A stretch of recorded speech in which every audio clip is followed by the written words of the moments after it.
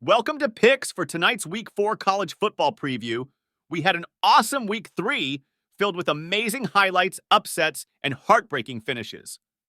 We had a 61-yard field goal from Missouri to knock off number 15 overall ranked Kansas State, and upset to number 11 ranked overall Tennessee by the hands of the Florida Gators, a comeback win for the dominant Georgia Bulldogs, and a double overtime thriller that saw the Deion Sanders and Colorado Buffaloes survive against in-state rival Colorado State. And we know everyone watching this video makes sure to stay up late and see every snap.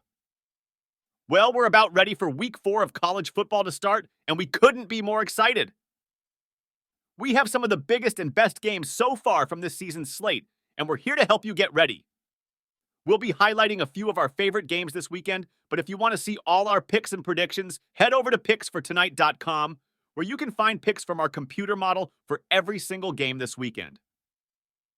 This week, we've locked in on 4 games to give you in-depth college football betting insights. We'll be zooming in on Ohio State at Notre Dame Army at Syracuse, Florida State, at Clemson Rutgers at Michigan.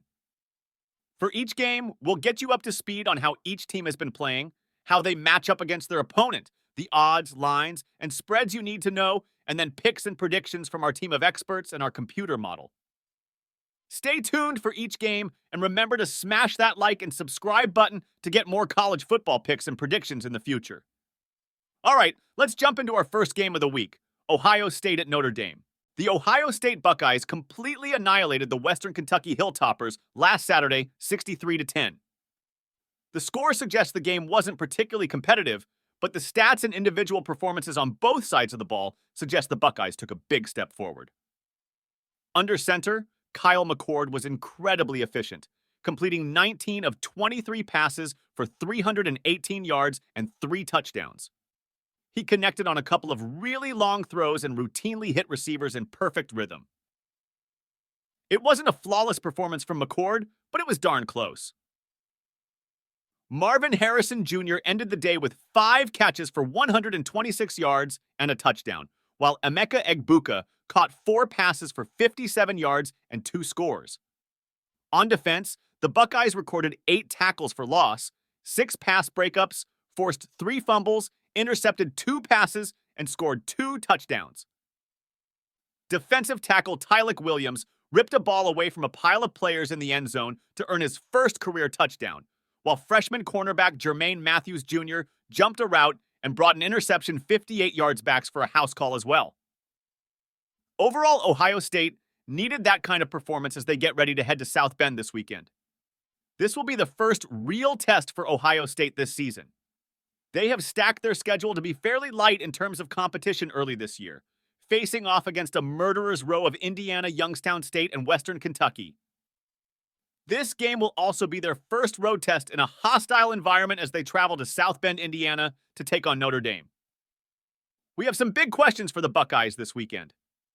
Now let's take a look at the Fighting Irish Notre Dame quarterback. Sam Hartman threw 3 touchdown passes and rushed for another score on Saturday, leading the Fighting Irish to a 41-17 victory over Central Michigan and setting up a top 10 showdown with Ohio State this week.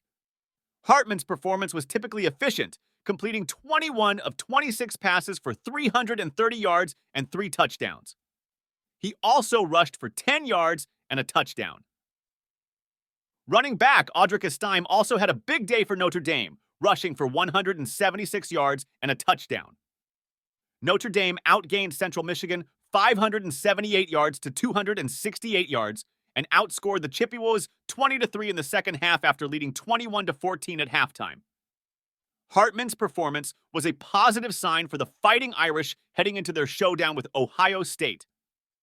While Notre Dame's victory over Central Michigan was not without drama, Hartman was able to guide the team to victory and move into 7th place on Major College Football's career touchdown list with 123 total touchdowns.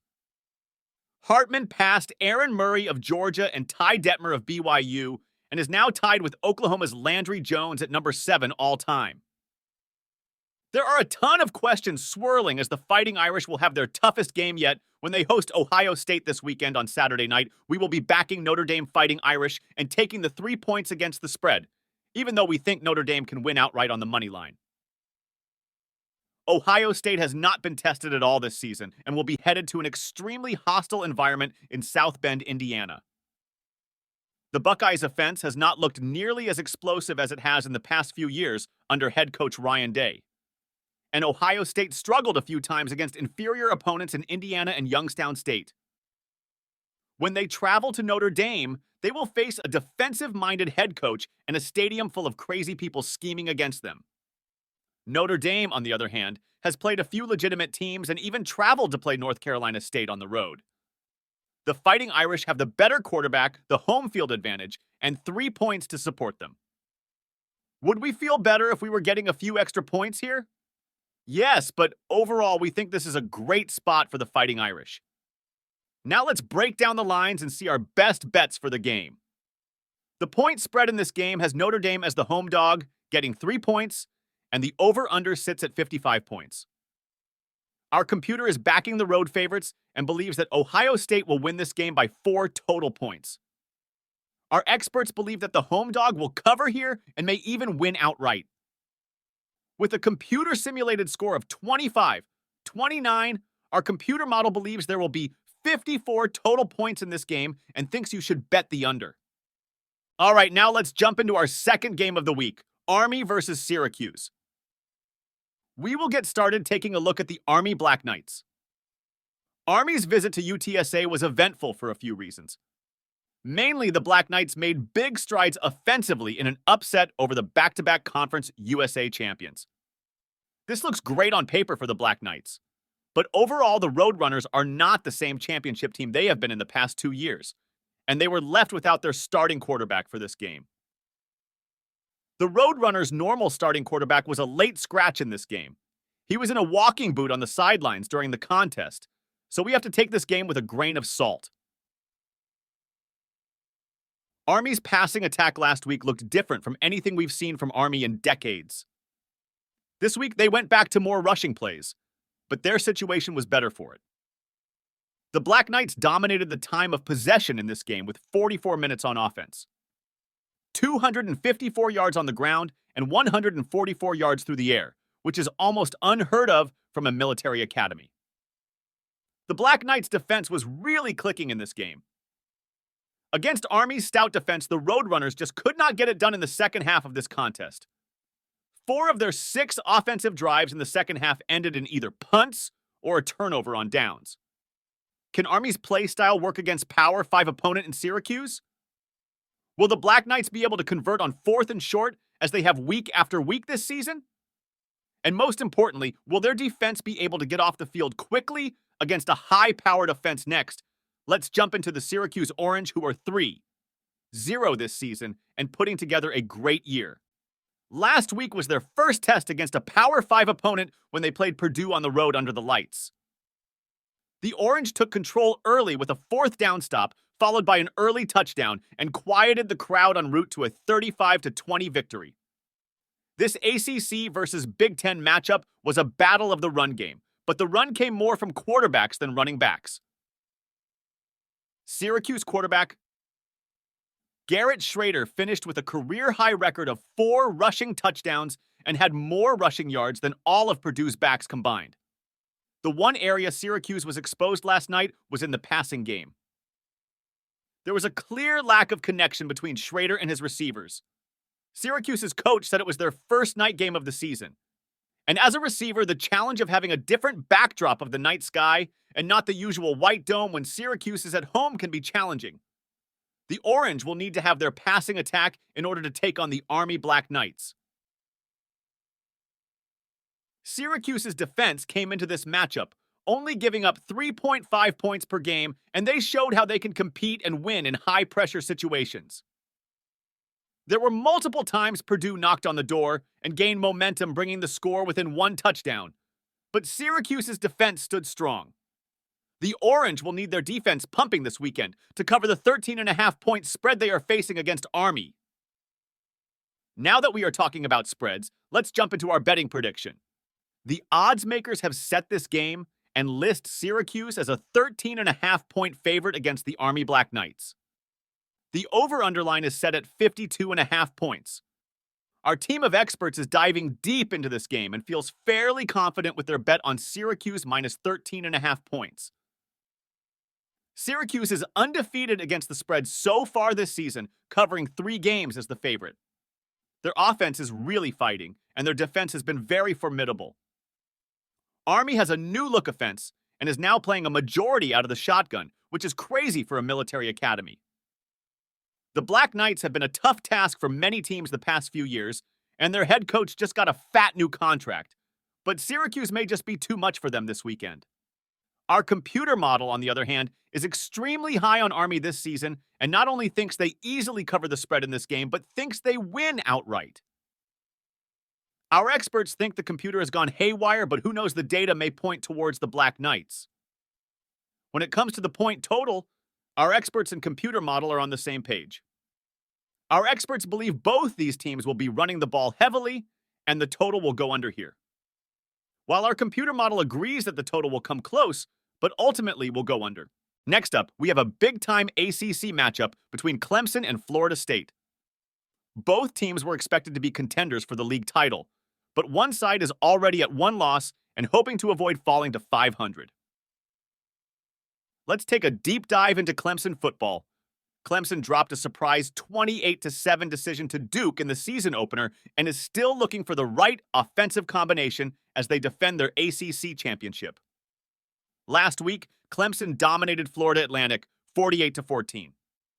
The second half may have been a disjointed affair, but the first half is exactly the type of football the old ball coach expects his Tigers to play. Clemson's defense registered 3 interceptions, including 1 for a touchdown, 1 forced fumble, a turnover on downs, 2 sacks, and 10 tackles for loss.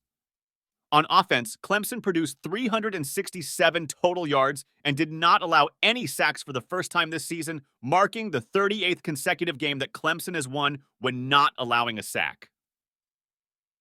Next, let's move on to the Florida State Seminoles. After beating LSU and Southern Mississippi in impressive fashion, Florida State was expected to blast Boston College. Instead, the Seminoles struggled with the scrambling and playmaking of BC quarterback Thomas Castellanos and gave up 457 yards of offense to the Eagles. Florida State's quarterback, Jordan Travis, held his own and threw for 212 yards and 2 touchdowns. Florida State was actually outgained in this contest by 117 yards and nearly blew a 31-10 lead.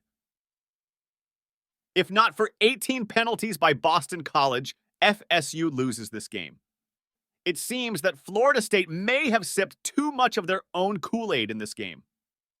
This was a trap look-ahead game that the Seminoles were lucky to survive.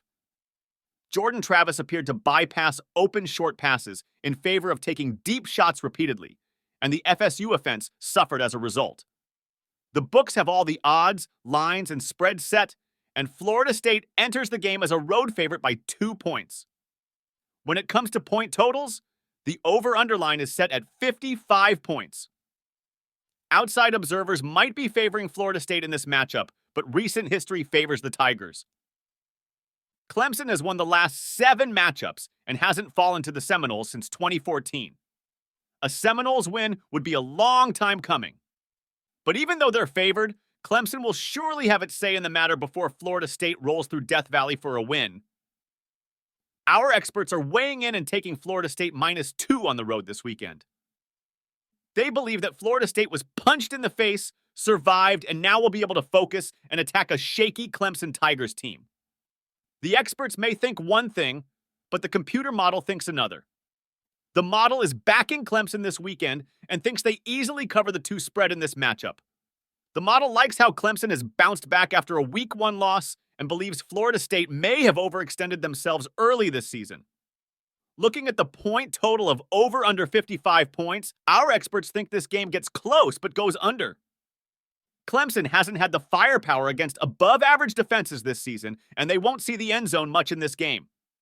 The computer model also thinks that this one goes under, only they think it is Florida State that will struggle to score against Clemson at home. We can't wait for this one to finally kick off.